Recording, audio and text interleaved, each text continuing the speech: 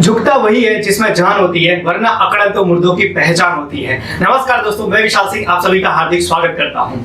मैं और मेरे बहुत सारे ट्रेनर और कंसल्टेंट दोस्त आज पूरी एमएसएमई इंडस्ट्री को बदलने में लगे हुए हैं। बहुत सारी मेहनत हम कर रहे हैं कि जिससे हमारे देश की जो एमएसएमई है उसमें परिवर्तन आए, बहुत सारे बदलाव आए। आज मैं आपको कुछ ऐसी बात करने वाला हूं एमएसएमई को लेके जिसमें हो सकता है आप में से कुछ लोगों को थोड़ा सा बुरा लगे, लेकिन ये बहुत जरूरी है आपको समझना, क्योंकि कहा जाता है बड़े से बड़ी बीमारी का इलाज मीठी दवाई कभी नहीं कर सकती है। तो आज मैं कुछ ऐसी ही बात करने वाला हूं एमएसएमई को लेके जो आज आपको बहुत जरूरी है जानना, क्योंकि आज एमएसएमई पूरी देश को चला रही है, लेकिन ये एमएसएमई है अनऑर्गेनाइज्ड। और अनऑर्गेनाइज्ड एमएसएमई होने के कारण इनमें पोटेंशियल बहुत है, क्षमताएं बहुत है, लेकिन उसके बावजूद भी एक मुकाम के ऊपर नहीं पहुंच पा रहे। उसकी क्या वजह है उसके बारे में हम चर्चा करेंगे।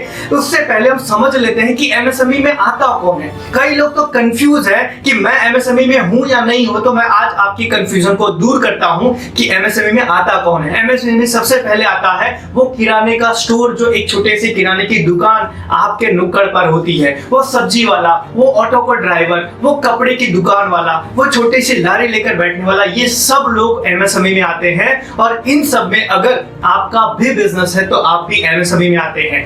आज बहुत सारे एमएसएमई कुछ ऐसी गलतियां कर रहे हैं जिसका भुगतान उसको पूरी जिंदगी भर चुकाना पड़ रहा है, और मैं आज चाहता हूं कि उन्हीं गलतियों को हम आज से करना बंद करें, क्योंकि इससे नुकसान हमारा ही हो रहा है।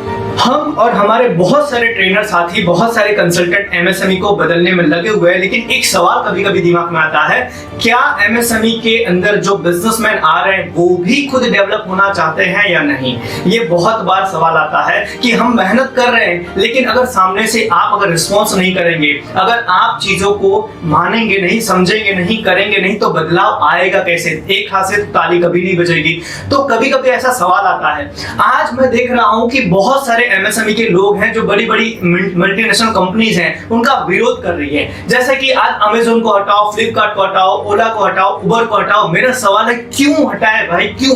क्या उनकी जैसे सर्विसेज आप दे पा रहे हो? क्या कस्टमर को जो चाहिए वो आप प्रोवाइड कर पा रहे हो? अगर आप नहीं प्रोवाइड कर रहे हो तो कस्टमर जाएगा कहां? तो ऐसी कंपनियां ही फायदा उठा रहे हैं, और इन सब में आपकी ही गलती है, क्योंकि कहीं ना कहीं आप कुछ चीजों को इग्नोर कर रहे हो, और उस इग्नोरेंस के कारण ये बड़ी बड़ी कंपनियां उस सारी चीजों का इस्तेमाल कर रही है, जिससे आपका नुकसान हो रहा है, आपका बिजनेस उनके पास जा रहा है, और आप खाली हल्ला मचाते रह जा रहे हो। और ये हल्ला मचाना आज से आप बंद कीजिए, क्योंकि आपको सीरियसली कुछ चीजों के ऊपर सोचने की जरूरत है। अगर आप एमएसएमई बिजनेस में हैं, कुछ चीजें मैं आपको बताता हूं जिसके ऊपर आप जरा गहराई से सोचिए। आज हमारे देश में करोड़ों एमएसएमई हैं जो इस सेक्टर में आते हैं, जो छोटा मोटा व्यवसाय कर रहे हैं, लेकिन कुछ सवाल कभी कभी दिमाग में आता है, क्या ये एमएसएमई अपने बिजनेस को लेके वाकई में सीरियस हैं? क्या इनको ग्राहक की परवाह है? क्या ये ग्राहक की भावनाओं को समझ रहे हैं? क्या इनका विजन है? क्या ये फ्यूचर का प्लान कर रहे हैं? इन सारी चीजों के ऊपर कई बार सीरियसली सोचने की बहुत जरूरत है आज के टाइम पे,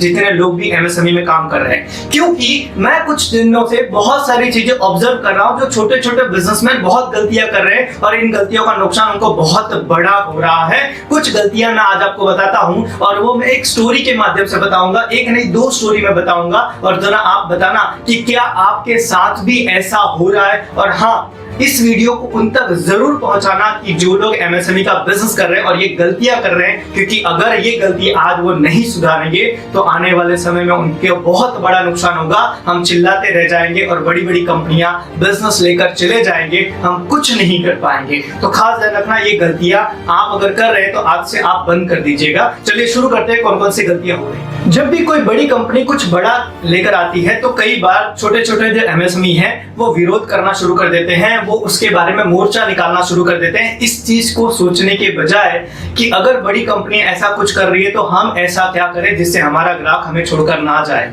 तो कुछ चीजें आपको समझने की जरूरत है, वो केस स्टडी के माध्यम से मैं बताता हूं। और ये केस स्टडी नहीं, ये मेरे खुद का अनुभव मैं आपको बताने वाला हूं। जैसे कि एक अनुभव मैं आपको बताता हूं कि मेरे घर के पास में एक किराने की दुकान है। अब वो किराने की दुकान बहुत सालों से चल रहा है, एकदम देसी तरीके से चला रहे हैं। वहां पर एक कस्टमर जब जाता है तो वहां पर किसी तरीके का कस्टमर को कोई भी आवभगत या किसी भी तरीके की सर्विस नहीं दी जाती है। कस्टमर एक प्रोडक्ट के बारे में 4 बार बोलता है तब जाके वो सुनता है। कस्टमर अपने पैसे लेकर खड़े रहता है लेकिन वो मोबाइल में मशगूल रहते हैं और उनको किसी तरीके से कस्टमर की कोई परवाह नहीं है। अब जरा सोचिए, उनके दिमाग में ये है कस्टमर आएगा तो भी ठीक है, नहीं आएगा तो भी ठीक है। अगर इस विचार के साथ में वो बिजनेस कर रहे हैं तो सोचिए, एक कस्टमर को पैसे देने ही है, जब मुझे पैसे खर्च करने ही है तो क्यों ना मैं वहां पर पैसा खर्चा करूं कि जहां पर मुझे थोड़ी सर्विस मिल रही है, मेरे से अच्छे तरीके से बात किया जा रहा है और अगर कहीं पर भी मुझे कुछ दिक्कत हो रही है, तकलीफ हो रही है तो उस तकलीफ को सुना जा रहा है, उसका सॉल्यूशन किया जा रहा है, क्योंकि मुझे पैसे तो खर्चने ही है। एक चीज ध्यान रखना, जिस दिन उस कस्टमर को उस दुकानदार का ऑप्शन मिल गया वो बिल्कुल छोड़कर चला जाएगा उस दुकानदार को, भले ही वो दुकानदार बाद में रोड पर उतर के ये बोले कि अमेज़न को हटाओ, फ्लिपकार्ट को हटाओ, इसको हटाओ, उसको हटाओ, लेकिन ग्राहक अपना पैसा खर्चा वही करेगा जहां पर उसको सही तरीके से सर्विस मिल रही है, जहां पर उसको अच्छे तरीके से ट्रीटमेंट मिल रहा है। तो अब जरा सोचिए कि अगर मेरे साथ ऐसा हो रहा है, मैं एक कस्टमर एज ए कस्टमर जा रहा हूँ किसी दुकान पर और मेरी बातें नहीं सुनी जा रही है, मुझे किसी तरीके से सर्विस की बात नहीं की जा रही है, मुझे अच्छा फील नहीं करवाया जा रहा है, मुझे सही तरीके से व्यवहार नहीं किया जा रहा है, तो मैं क्यों ना जाऊं अमेज़न पे, क्यों ना जाऊं फ्लिपकार्ट पे, क्यों उसके पास रहूं? क्योंकि मुझे तो पैसे खर्चने ही है। तो पैसे खर्चने के बावजूद भी अगर मुझे सर्विस नहीं मिल रही है तो मैं क्यों शिफ्ट ना हूं? तो पहली गलतियां ये कुछ किराने की दुकान या छोटे छोटे जो एमएसएमईज में आते हैं वो ये गलतियां कर रहे हैं और इस गलतियों को सुधारिए, बहुत जरूरी है। अन्यथा आपकी गलती का सबसे बड़ा भुगतान आपको ही करना पड़ेगा और इसका नुकसान भी आपको भोगना पड़ेगा। फिर ये मत कहना कि गवर्नमेंट अपनी पॉलिसीज को सुधारे, बड़ी बड़ी कंपनियों को एंटर ना होने दे। गवर्नमेंट ऐसा बिल्कुल नहीं कर सकती है क्योंकि कस्टमर भी अपग्रेड हो गया है। आज सोचिए, पहले के टाइम पे कस्टमर पूरी सर्विस नहीं मांगता था, पहले के टाइम पे वो किसी तरीके से आवभगत नहीं मांगता था। पहले के टाइम पर आपका जो ग्राहक था वो आपके साथ बंधा था क्योंकि आप अकेले ऑप्शन थे। बट आज ऐसा बिल्कुल नहीं है। आज आपका कस्टमर पूरी की पूरी दुनिया में आजाद है, वो कहीं से भी अपने प्रोडक्ट की खरीदी कर सकता है, तो आपके वहां से करे, ऐसा आपके पास क्या है? और ये गलतियां ज्यादातर लोग कर रहे हैं और इससे बहुत नुकसान हो रहा है। मैं आज कह रहा हूं कि आज से इस गलतियों को मना कीजिए, आज से इस गलतियों को बंद कीजिए, अन्यथा आपको भुगतान बहुत करना पड़ेगा और बड़ी बड़ी कंपनियां आपके बिजनेस को लेकर जाएंगी। तो ये मेरा एक पहला इंसिडेंट मैंने आपको बताया। दूसरा मैं आपको बताता हूं, तो मेरा दूसरा इंसिडेंट है, एक बार की बात है, मैं रेलवे स्टेशन से अपने ऑफिस की तरफ आने वाला था और मुझे एक ऑटो करनी थी। मैंने ऑटो वाले से पूछा कि मुझे ऑफिस तक छोड़ दीजिए। उन्होंने बोला कि 70 रुपए होगा। मैंने कहा कि मैं आपको 50 रुपए दूंगा। उन्होंने बोला कि नहीं, मैं आपको 50 रुपए में नहीं छोड़ूंगा। मैंने बोला ठीक है, मुझे लोकल में कितना लगेगा? तो लोकल में उन्होंने बताया कि 15 रुपए लगेंगे और मैं आपको आपके ऑफिस के नियर बाय में छोड़ दूंगा। मैंने बोला ठीक है, आप चढ़िए। रास्ते भर वो पैसेंजर ढूंढते हुए आए और उनको कोई भी पैसेंजर नहीं मिला। उन्होंने जहां पर मुझे ड्रॉप किया वहां से 1 किलोमीटर दूर पर ही मेरी ऑफिस थी। मैंने उनको कहा कि भैया मुझे आप ऑफिस तक छोड़ दीजिए, अभी भी मैं आपको 50 रुपए देने को तैयार हूं। और मानिए कि उस ऑटो ड्राइवर ने क्या किया, उन्होंने कहा नहीं, मैं आपको नहीं छोड़ूंगा। मुझे एक चीज समझ में नहीं आई। मैंने वहां से दूसरा ऑटो किया, 5 रुपए में मेरी ऑफिस में पहुंच गया। अब इसमें नुकसान मुझे हुआ कि उस ऑटो ड्राइवर को। किस बात का ईगो यार, किस बात का घमंड? हम क्यों इतनी सारी चीजें लेकर बैठे हुए कि नहीं मैं ऐसा ही करूंगा? अरे यार, फ्लेक्सिबल बनना पड़ेगा। अगर आपके बिजनेस को आपको बड़ा करना है, आप सोच रहे हो कि आपको एक बहुत अच्छा ग्रो करना है बिजनेस को, तो आपको फ्लेक्सिबल बनना पड़ेगा।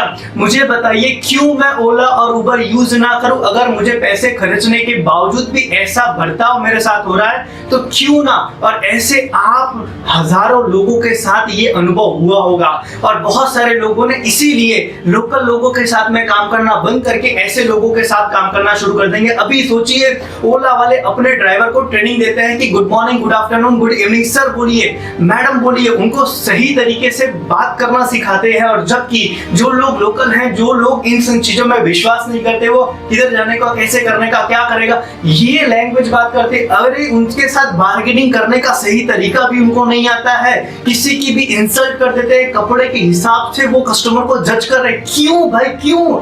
एक कस्टमर अगर अच्छे कपड़े पहना है तो वो अच्छा है और एक कस्टमर ने खराब कपड़े पहने हो तो खराब है। ऐसा क्यों भाई? वहां पर ओला उबर वाले सबको एक ही तरीके से ट्रीट करने की ट्रेनिंग दे रहे हैं, क्यों आप ऐसा कर रहे हो? इसमें नुकसान किसको है? मानिए कि नेक्स्ट टाइम क्या मैं उस ऑटो ड्राइवर के साथ में ट्रैवलिंग करूंगा? कभी नहीं। उसके बदले मैं ओला उबर में जाना पसंद करूंगा, भले मुझे वहां पर 50 की जगह 70 देना पड़ेगा, मैं जाऊंगा, क्योंकि वहां पर मेरे साथ एक बंदा तमीज से बात तो कर रहा है। ऐसी कितनी गलतियां हो रही है हमसे एज अ बिजनेसमैन। आपसे मेरी रिक्वेस्ट हाथ जोड़ के कि आप ऐसी गलतियां मत कीजिए, अपने कस्टमर का ध्यान रखिए, क्योंकि आपका कस्टमर गया तो फिर वो अपने साथ बहुत लोगों को ले जाएगा। आपकी प्रोडक्ट अच्छी है, इससे आपका बिजनेस कभी ग्रो नहीं करेगा, समझना। आपका खाली प्रोडक्ट अच्छा है तो इससे आपका बिजनेस कभी नहीं ग्रो करेगा। आपके कस्टमर का ध्यान आपको रखना पड़ेगा, क्योंकि प्रोडक्ट लेने के लिए कस्टमर ही आने वाला है। उसका ही ध्यान नहीं रखोगे तो कैसे आपकी प्रोडक्ट बिकेगी? तो मेरी आप लोगों से रिक्वेस्ट है कि कम से कम आपके वहां पे कस्टमर आए तो उसकी सर्विस का ध्यान रखिए, उसके आने जाने का, उसके उठने बैठने का। अगर ये सब भी ना कर सके तो कम से कम उससे अच्छे से बात तो कर सकते हैं, उसकी रिस्पेक्ट तो कर सकते हैं। इतनी चीजें करके भी आप अपने कस्टमर को अपने साथ लंबे समय तक जोड़े रखोगे। और मेरी आप लोग से रिक्वेस्ट है, दरखास्त है, ये वीडियो उन तक जरूर पहुंचाइए कि जो लोग भी आज एमएसएमई का बिजनेस कर रहे हैं, छोटे बिजनेस कर रहे हैं, छोटी दुकान है, उनको बताइए कि आपको अपने कस्टमर की केयर करनी पड़ेगी, नहीं तो आपका कस्टमर आपको छोड़कर चले जाएगा। फिर भले आप रोड पर निकलकर चिल्लाओ कि बड़ी बड़ी कंपनियों को हटा दो, भगा दो, उनको निकाल दो, उनको इस फील्ड में एंटर मत होने दो, आप कुछ नहीं कर पाएंगे, नुकसान आपका ही है। तो मेरी आप लोग से रिक्वेस्ट है, इस वीडियो को लाइक, सब्सक्राइब एंड कमेंट जरूर कीजिएगा और ये वीडियो को आप लोगों तक जरूर पहुंचाइए। Thank you so much, wish all the best, धन्यवाद।